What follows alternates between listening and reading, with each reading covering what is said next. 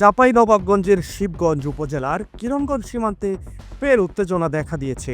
এর মধ্যে সীমান্তে বাংলাদেশ ও ভারতের বেসামরিক নাগরিকরা অবস্থান নিয়েছেন।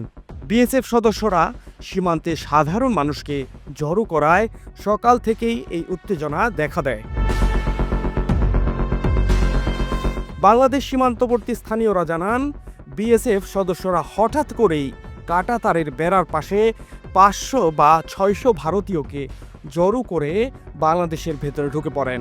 এই খবর ছড়িয়ে পড়লে বাংলাদেশিরা সীমান্তের কাছে এসে ভারতীয়দের ধাওয়া করে। এতে দুই পক্ষের মধ্যে সংঘর্ষ বেঁধে গেলে বিএসএফ প্রায় 15 রাউন্ড টিয়ারশেল নিক্ষেপ করে। ভারতীয় নাগরিকরা 15টি ককটেল, 20 থেকে 25টি তীর ধনুক ছুড়ে বাংলাদেশিদের উদ্দেশ্যে। বর্তমানে চাঁপাইনবাবগঞ্জের চৌকা সীমান্তে ব্যাপক উত্তেজনা বিরাজ করছে। 50টি আম গাছ কেটে নষ্ট করে ভারতীয়রা। সীমান্তে ভারতীয় নাগরিকদের নিয়ে বিএসএফ সদস্যদের অবস্থান করতে দেখা গেছে।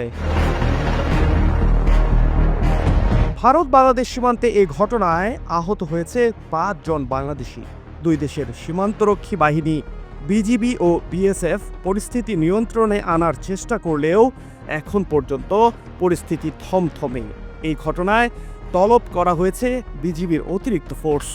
অপরদিকে ভারতীয় সীমান্তেও অতিরিক্ত বিএসএফের অবস্থান লক্ষ্য করা গেছে।